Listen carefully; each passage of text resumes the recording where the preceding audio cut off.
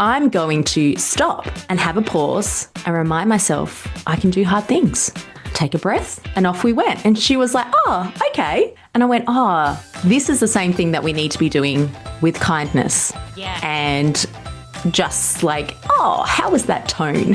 That's a great thing to pop up in a little space in your classroom or a spare wall or in the hallway, just to remind our students that kindness is important and kindness is free. Absolutely. Rainbow Sky Creations acknowledge the traditional owners of the land that we record this podcast on, the Dharawal and Whadjuk Noongar people. We pay our respects to their elders past and present and extend that respect to all Aboriginal and Torres Strait Islander cultures. Welcome back to Rainbow Skies for Teachers. It's Alicia here, and I've got the amazing Ashley Jane Smith here as well. Name introduction. Look at that. This must be serious time. No, it's not. We're going to talk about something that's close to both our hearts, and I think it's close to a lot of people's hearts. I don't know, especially with the way the world is at the moment. We're going to talk about kindness and how you can teach kindness all year round. I would say it would be up there as one of my core values. Need reminding at times. As one of my core values too. And I think with kindness, yes, we've got to teach it. Yes, we've got to talk about it, but it's also about modelling it as well. And pointing out when it's being modelled by the students in your class. Yeah, absolutely. I was just thinking about that when I was walking home from dropping my eldest off at school, and we have to go up a massive hill up our alleyway. I mean, I'm from Perth. Everything's flat. So this is like, oh God, this is a big hill. And my youngest was like, oh, my legs are so tired. I went, oh my gosh, I don't model hard things enough to you out loud. I just have an internal dialogue inside my head.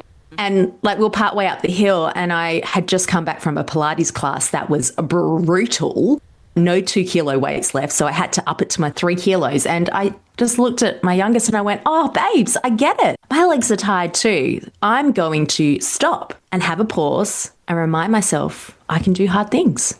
Take a breath, and off we went. And she was like, oh, okay. And I went, oh, this is the same thing that we need to be doing with kindness. Yeah. And just like, oh, how was that tone?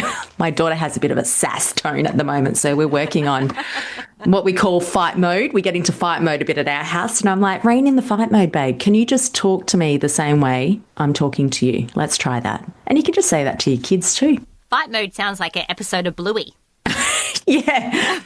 I wish it was dance mode. That would be so much more enjoyable. I love that episode. That's my favourite all-time episode of Bluey, dance mode. Yeah, it is a good one. So we're just going to have a quick chat today about how you could be bringing that friendly reminder of kindness into the classroom. Yeah, and how to create that ripple effect, because kindness really does. It's like a domino effect. The more kindness kids see and experience, the more it kind of plays out. So we're going to share lots of different activities today, things that you can pop up in your classroom, freebies. There's a whole range of different things that are easy to prep, that you can use all year round in your classroom, no matter what age your students are, to really encourage that kindness. So, Alicia, do you want to kick it off? The first one's more of a formalised lesson. Yes, I love this one. Ashley made this one. I said, hey, we should do this, and then she made the magic happen. I love that. And now I look at it and I think, where did that idea come from? Like, really, I must have dug deep, because I don't think I could think of this idea today, for example. So we have a whole series of 3D writing activities where students get 3 sheets of paper and they stick them together with a bit of string in the middle, and it's like a 3D display. Or you could place it on a bit of paper and it flips like a book. So this one is the key to kindness is you. And it's a padlock, and it's about unlocking the kindness within you and spreading that with others. I think it's just a beautiful task. It is a beautiful task. You could pair it with a picture book if you wanted to, or just a class discussion about kindness. And then the kids are really reflecting. That's what these 3D crafts are about. It's about that reflecting, about that writing, and then they're putting it together. That's the fun element. Oh, but you could get really deep with this. If you think about, sometimes people get hurt so much they lock themselves up. Oh, yes. And they find it hard to show kindness to others because they've been hurt so much they're just protecting themselves. I was like, oh my God, goosebumpy moments. But I'm sure there's a book out there like this that would unpack bringing out kindness. I think you should write that book, Alicia. How you lock yourself up and finding the key to unlock it through kindness. That's an idea for you right here and now. I know. I think it's talking about self-awareness and self-confidence and self-love and just all those selves. Who knew kindness could be so selfish? Kindness is all about those things, though, isn't it? It is about self-awareness and being aware of how you're treating others and others are perceiving you. Yeah, absolutely. Well, look at that. That's number one, team. Number two, tell us about that. Number two is an idea that we've shared on the podcast before that was made many, many, many moons ago, but they're tearaway flyers. So they've got messages of kindness on them that the kids can read, and then they can tear off a little act of kindness to complete in the world. So they might be things like share something with a friend, help a teacher, hold the door open for somebody, just little acts of kindness. And it's all about those little acts of kindness that can make a difference when they all add up. But it's also giving kids ideas that it doesn't have to be a massive thing. Little tiny things also matter. I know. I feel like we get this one, I'm always like, smile. Just smile at someone, say hello. You know, you could use kindness as a little way of like complimenting people. I have a really notorious habit of like verbal diarrhea when I see people wearing like cool shoes, great outfits, and like they're just shopping for cottage cheese. And I'm there going, wow, you have really great style. And they're like, who is this freak? But you see their face light up and they're like, oh, thanks. And it's like, I know you probably dress for yourself, but I just want to say that I appreciate it and it was great. I enjoyed seeing the colours that you put on. I don't elaborate like that. That's just a bit weird. But a little compliment can go a long way. And when you have a little kid say it, my youngest does this all the time. She's like, wow, you look really nice. I'm like, oh, thanks. Anyway, so yeah, digressed as usual. The tearaway flyers. We've actually even got, this is a freebie. There's a whole heap of different flyers you can use. But Alicia's favourite part of this resource is at the end, there is a blank one. So your students can create their own little poster and have their own ideas for how to spread kindness and pop them up around the school. Yeah, and some take them home and pop them up in their street or on a light post. Like, the options are unlimited. So that is a great one. That is a good one. Okay. We couldn't get away from not talking about maths. And we've created some kindness code crackers where there's a story behind the theme of kindness, and the students have to complete a series of maths problems to work out the problem. And it's got a little bit of, critical thinking, but with some compassion spread in there. Yeah, it's a little sprinkle of kindness with a sprinkle of maths, which we love. So that is worth doing as one of those lessons that you think, oh, I've got to have something for maths today. I haven't planned it. This is the perfect thing because this is print and go. Kids absolutely love them. It's going to keep them busy. It's going to keep them engaged. It's going to keep them working on their maths brains. But it's also got this little theme of kindness intertwined through it. It's a lovely one. Lovely mathy one. Number 4, I really love number 4. And I feel like the older the kids get a little bit, the better it gets. Definitely. This one is our compliment jar lesson. Now, this lesson, you talk about giving good compliments. And we've actually just added to this lesson a PowerPoint where it goes through what a good compliment is, what a not so great compliment is, how to give and receive compliments.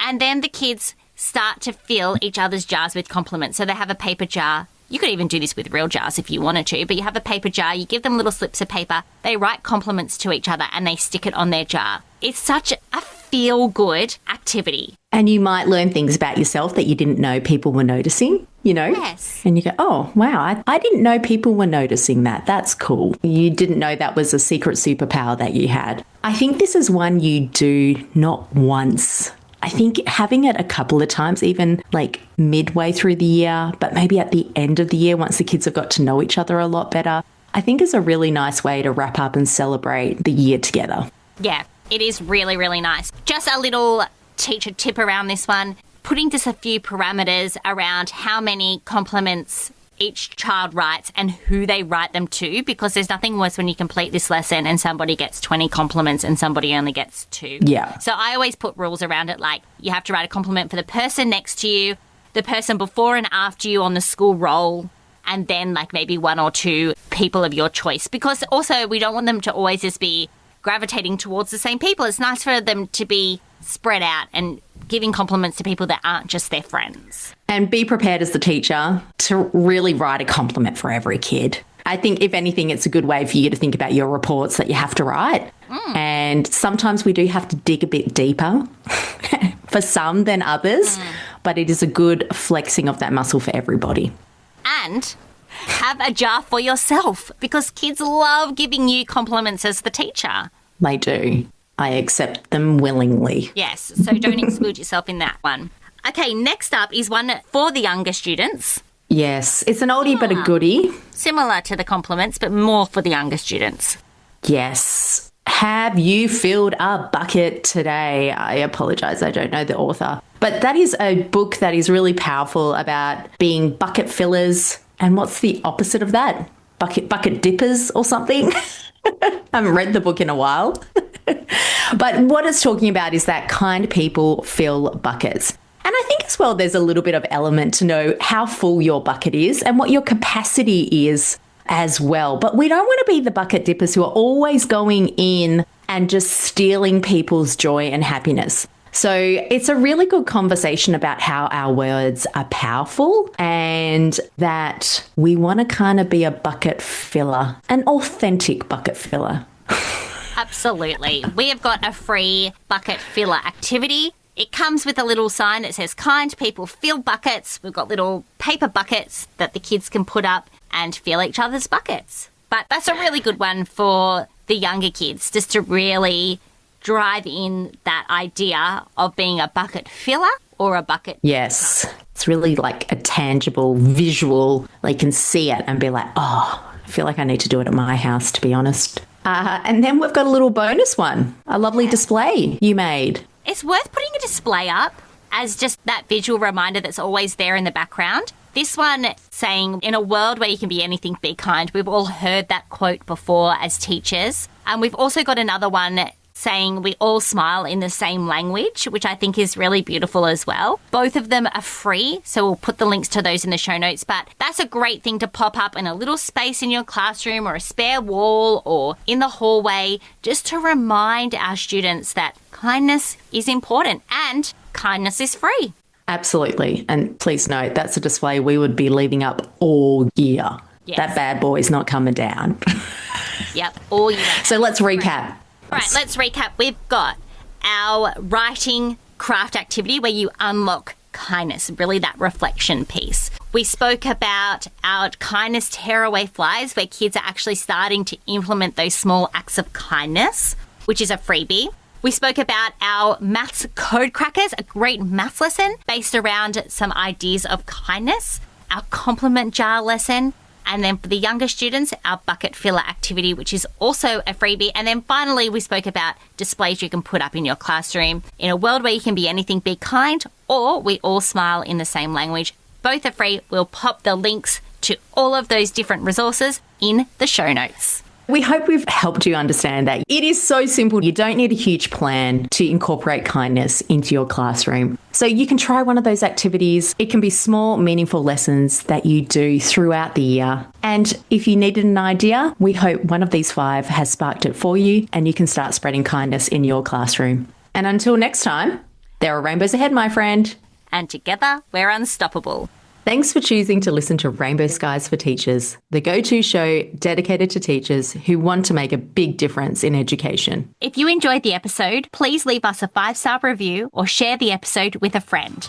Because together, we're unstoppable.